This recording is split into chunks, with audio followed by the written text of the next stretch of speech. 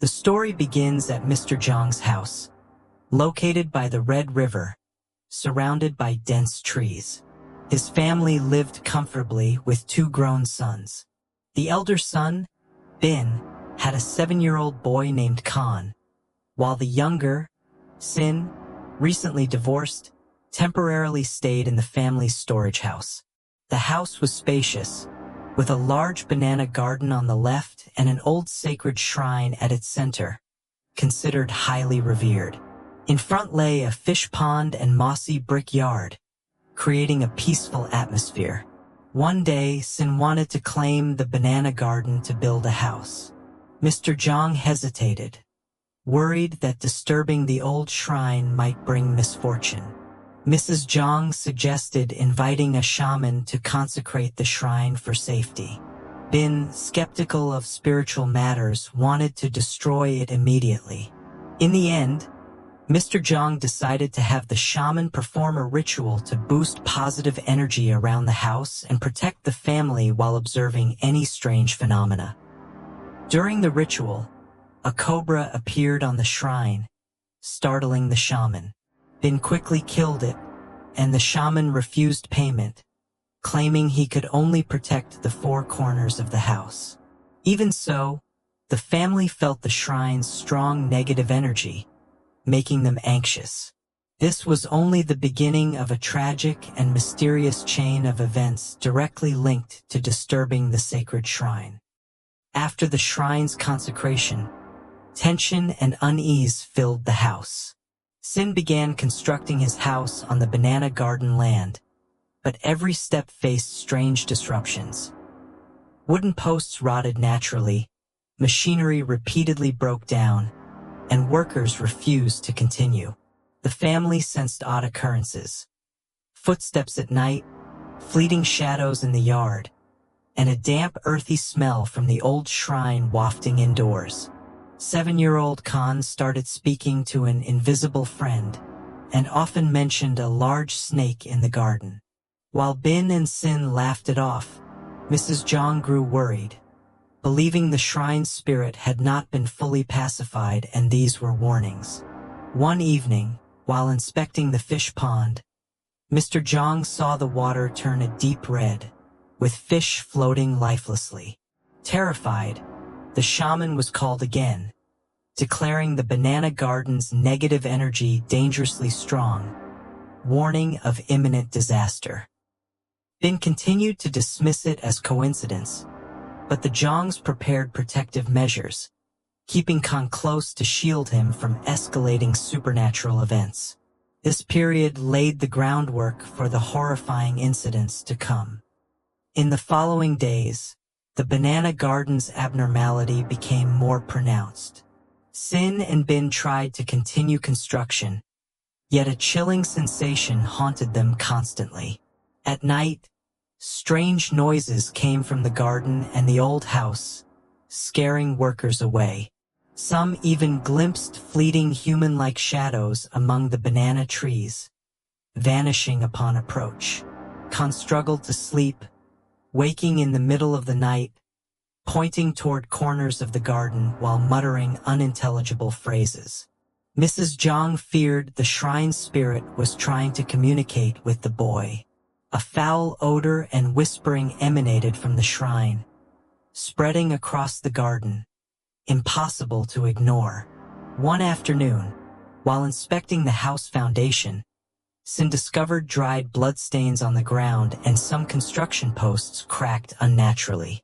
Bin began realizing these were not mere coincidences. Supernatural activity intensified. Shadows darted across the yard. Noises came from the roof, and mysterious glowing eyes seemed to watch them. Mr. Zhang invited a more powerful shaman to inspect the land. The shaman revealed that strong negative energy from the shrine had infected the garden, and without immediate sealing, disaster would strike the family. Anxiety and tension enveloped the house, signaling the approach of an inevitable chain of horrifying events. Night fell, and the old house grew eerily silent. Sin and Bin, still unsettled by daytime anomalies, heard strange sounds from the old house. Soft yet persistent footsteps circled rooms, vanishing whenever doors were opened. Sensitive Khan huddled on the bed, eyes wide, muttering incomprehensible phrases toward the dark corners. Bin ventured into the garden again, feeling an icy gust that raised goosebumps. Moonlight revealed shadows moving with alarming speed. His heart pounded, yet instinct urged him forward. He noticed strange footprints leading from the shrine toward the house. Sin called the shaman, who knelt, drawing protective circles around the house and garden, chanting incantations. The air thickened. The pungent odor intensified, as if hundreds of spirits watched. Wind outside sounded like mournful wails. Everything seemed poised for a climax. Sin, Bin, and Khan realized that without fully sealing the area, these shadows would escalate beyond mere warnings. A true nightmare awaited them in the dark banana garden. That night, the atmosphere grew suffocating. Suddenly, Mr. Zhang convulsed violently, eyes wide with terror, then lay still, lifeless. Neighbors' screams echoed through the village, spreading panic. Attempts to save him failed. Mr. Zhang's sudden death left the family in shock and grief. The funeral was tense and silent. Only mournful cries and the wind whistling through new graves filled the air. Flickering candlelight cast eerie reflections on the walls, echoing pain and endless loss. As everyone retired, Bin could not sleep. Darkness in Mr. Zhang's room thickened, and a fleeting white shadow appeared outside the window. A weak sigh echoed from the empty room, chilling him. Sweat drenched his back as he realized his father's death was no ordinary passing, but the start of a mysterious chain of events he was about to face. 90 days later, gloom descended upon Bin's home. One night, he convulsed violently, eyes wide in panic, mirroring his father's fate. His trembling hand pointed toward a distant direction, as if warning of something. Cold sweat soaked his shirt. He stammered for family, but his weak, shaking voice was unintelligible. Family gathered and realized Bin was foretelling doom. The convulsions ceased, but his gaze remained fixed on an invisible entity. Soon after, Bin passed away, leaving horror and grief.